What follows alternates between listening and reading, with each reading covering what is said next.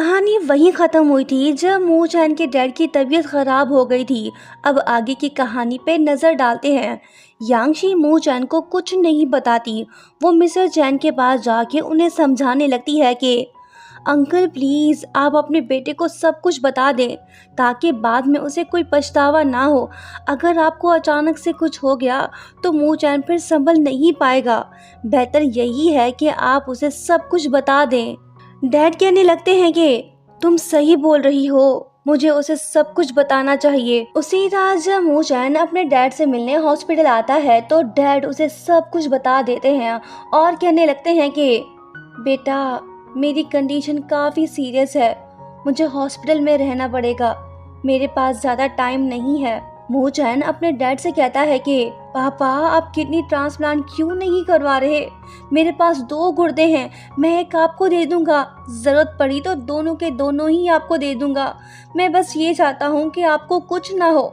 मैं अभी जाके डॉक्टर से बात करके आता हूँ ताकि आपकी सर्जरी जल्दी से हो जाए। डैड कहते हैं कि रुको मेरी बात तो सुनो, हमारा ब्लड टाइप डिफरेंट है, ट्रांसप्लांट नहीं हो सकता। सुनो बेटा तुम्हें ब्रेव बनना होगा, हकीकत का सामना करना होगा। डैड की बातों ने मून चैन को इमोशनल कर दिया है। ये दुखी रहने लगा है, इसकी जिंदगी बदल गई है। यांगशी से कहने लगती है कि तुम्हें स्ट्रांग होना होगा, तुम स्टडीज पे फोकस करो, अच्छे से यूनिवर्सिटी में एडमिट हो जाओ, इससे डैड को खुशी मिलेगी। मून चैन समझ जाता है कि उसके हाथ में कुछ नहीं है, जो होना है वो हो के रहेगा। दूसरी तरफ हम देखते हैं कि डैड काफ़ी दुखी हैं। वो मून चैन के लिए गुड बाय लेटर्स लिख रहे हैं। ये सीन काफ़ी इमोशनल है। हम समझ सकते हैं कि डैड क्या फील कर रहे होंगे। जिंदगी रुकने का नाम नहीं है, वो चलती रहती है। मून चैन ने हकीकत तस्लीम कर ली है। वो काफ़ी मेहनत करने लगता है ताकि कॉलेज एंट्रेंस एग्ज़ाम में उसके अच्छे मार्क्स आएँ। डैड भी यही चाहते हैं कि मून चैन सक्सेसफुल हो और वो एक बड़ा आदमी बने ताकि वो अच्छी ज़िंदगी गुजार पाए। कॉलेज एंट्रेंस एग्ज़ाम्स की तैयारियां ज़ोरों शोरों से जारी हैं। हर स्टूडेंट जम के मेहनत कर रहा है। टाइम गुजरता है और देखते ही देखते कॉलेज एंट्रेंस एग्ज़ाम्स करीब आ जाता है। सिर्फ 24 घंटे बाकी रह गए हैं। टीचर वांग अपने स्टूडेंट्स को टिप्स एंड ट्रिक्स बता रहे हैं ताकि ये सब एग्जाम्स को अच्छे से सॉल्व कर पाएं। नेक्स्ट मॉर्निंग सभी स्टूडेंट्स एग्जाम हॉल पहुंचते हैं। आज इनका मैथ का पेपर है। मून चैन थोड़ा सा कंफ्यूज्ड है, इसका ध्यान अपने फादर की तरफ है। ये एग्ज़ाम तो मून चैन अच्छे से दे देता है, पर जब लास्ट टेस्ट जो कि इंग्लिश का होता है वो ये नहीं दे पाता। होता कुछ यूँ है कि जब सभी स्टूडेंट्स एग्ज़ाम हॉल के अंदर जाने लगते हैं तो तभी मून चैन को यांगशी के डैड का मैसेज रिसीव होता है जिसमें लिखा होता है कि बेटा जल्दी से हॉस्पिटल पहुंचो।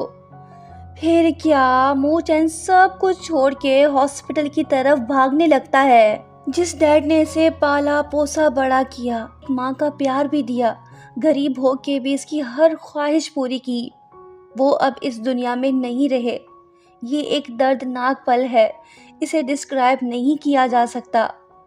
बेचारे मून चैन की तो दुनिया ही उजड़ गई, वो अकेला हो गया है।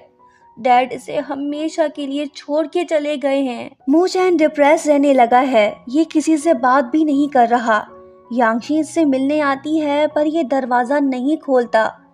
एक दिन जब वो अकेला बैठा होता है तो तभी यांगशी और दूसरे फ्रेंड्स वहीं पे आते हैं। सब दुखी हैं। मून चैन अपने फ्रेंड से कहने लगता है कि चलो बास्केटबॉल खेलते हैं। वो यांगशी से कहता है कि मैं ठीक हूँ, तुम लंच कर लो, मैं बास्केटबॉल खेल के अभी आया। ये बात सुन यांगशी खुश होती है। मून चैन की खुशी में ही इसकी खुशी है। उसके बाद होता ये है कि यांगशी के पेरेंट्स डिसाइड करते हैं कि वो अपनी बेटी को स्टडीज़ के लिए अब्रॉड भेजेंगे। वो यांगशी को समझाने लगते हैं कि बेटा तुम्हारे स्कोर्स के हिसाब से तुम्हें यहाँ पे किसी ऑर्डिनरी कॉलेज में ही एडमिशन मिल पाएगा, इसी वजह से हम तुम्हें अब्रॉड भेज रहे हैं। यांगशी उन्हें साफ मना कर देती है, वो अब्रॉड नहीं जाना चाहती। वो अपने मॉम डैड से नाराज़ हो के वहाँ से चली आती है।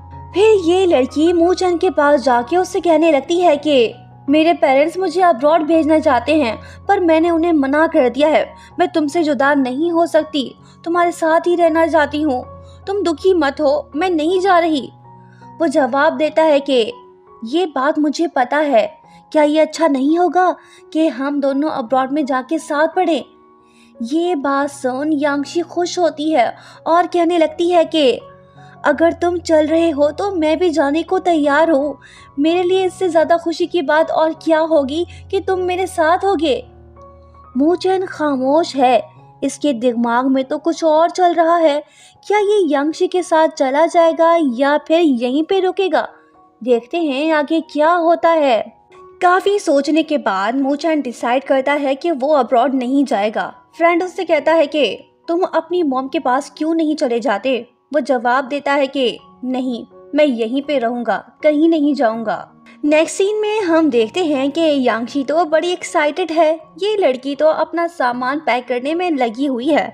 तभी डैड आके कहने लगते हैं कि तुमने तो कहा था कि तुम अब्रॉड नहीं जाओगी, अब क्या हुआ? तभी मॉम आके यांगशी को बताने लगती है कि क्या मूचन ने तुम्हें नहीं बताया कि वो हमारे साथ अब्रॉड नहीं चल रहा? ये बात सुन यांगशी शॉक्ड होती है और कहने लगती है कि ये कैसे पॉसिबल है? उसने तो मुझे हाँ बोला था। मॉम, कहीं आपने तो उसे फोर्स नहीं किया ताकि वो हमारे साथ अब्रॉड ना चले? मॉम डैड, मूचन आप दोनों को अपने पेरेंट्स जैसा समझता है। आप लोग उसके साथ ऐसा कैसे कर सकते हो? अब तो उसकी कोई फैमिली भी नहीं है। हम उसे यहाँ पे अकेला छोड़ के कैसे जा सकते हैं? मैं खुद जाके उससे ये बात पूछ लेती हूँ। फिर ये लड़की मूचन के पास जाके उससे पूछने लगती है कि तुमने तो मुझे हाँ बोला था, अब तुम हमारे साथ क्यों नहीं चल रहे? मूचन कहता है कि अरे तुम तो बड़ी गुस्से में हो, क्या तुम अपने पेरेंट्स से लड़के आई हो? यांगशी खामोश है, ये ऐसे कोई जवाब नहीं दे रही। मूचन कहने लगता है कि तुम जल्द ही अब्रॉड चली जाओगी, अब जितने भी दिन बचे हैं हमें हंसी खुशी बिताने चाहिए। वो पूछती है कि तुमने अचानक से अपना माइंड क्यों चेंज किया? वो बताने लगता है कि मेरे फादर के जाने के बाद मैं मैच्योर हो गया हूँ, अब सारी जिम्मेदारी मुझ पे आ गई है, अब हम पहले की तरह साथ नहीं रह सकते। यांगशी कहती है कि मैं भी मैच्योर हो गई हूँ, मेरे ऊपर भी कुछ रिस्पॉन्सिबिलिटीज हैं, तुम कुछ भी बोलो, अब मैं भी अब्रॉड नहीं जाऊंगी, यहीं पे रहूंगी।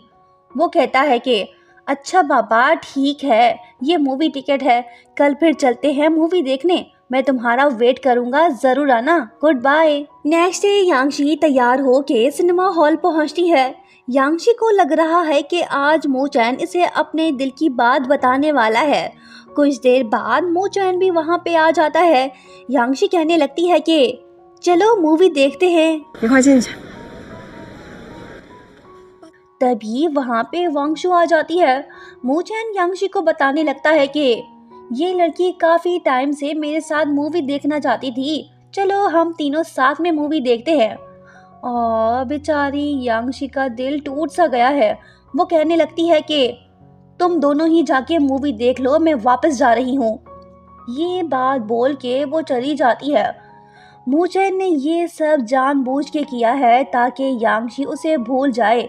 क्या होगा आगे? हैप्पी एंडिंग होगी या फिर सैड? ड्रामे का लास्ट पार्ट देखना मत भूलिएगा। मिलते हैं बहुत जल्द, बाय बाय।